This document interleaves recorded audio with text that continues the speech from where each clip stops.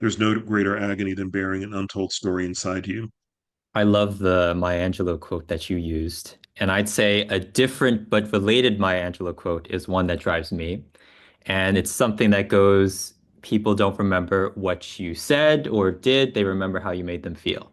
Our brains are wired to love stories rather than statistics. We can see the way we react to each other very, very quickly and emotionally because our emotions are shortcuts. You need to engage both for people to pay attention.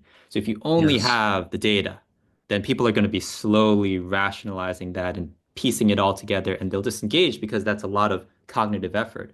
But if you also pair that with the quicker emotional side, they'll be constantly re-engaged. So visuals, emotions, stories.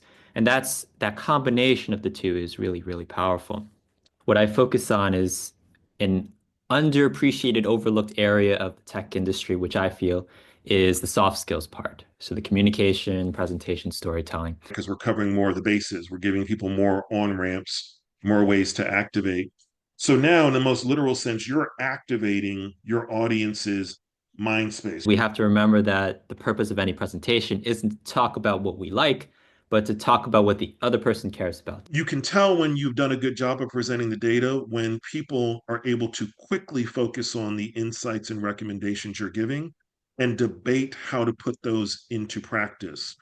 I believe it was Brene Brown. I've heard that kindness is clarity Mm. and clarity is kindness. I want them feeling everything you just said, right? Like this is making me think more deeply about either my job or my role or my business or my team.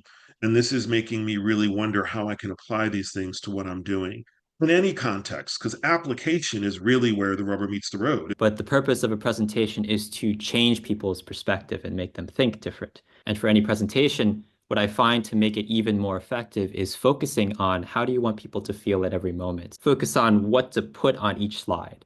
But for me, the most important part isn't even what the slide says, but how are people feeling at every moment? You need to get people to focus on what you need to know, which is this group of employees is having this kind of experience and it's making them feel this way. And if you want them to feel better, you're going to need to help change their experience. Ooh, you're engaging me right now by asking me to share my story. You're showing that instead of the what I would consider the extractive action of answer my questions, you're creating an engagement action that says, I'm listening to your experience.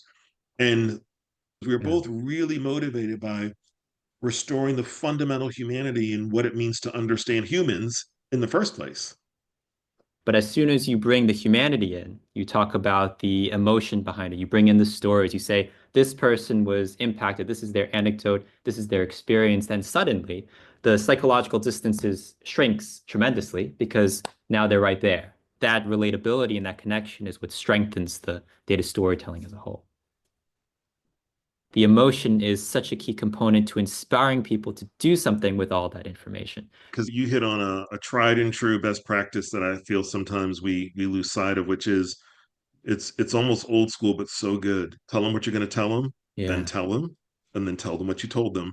How can you show people that you really want to know what they have to say and that you are putting aside what you already believe and think is true because you want to focus more on what they have to tell you than what you think you know or what you want to hear more of?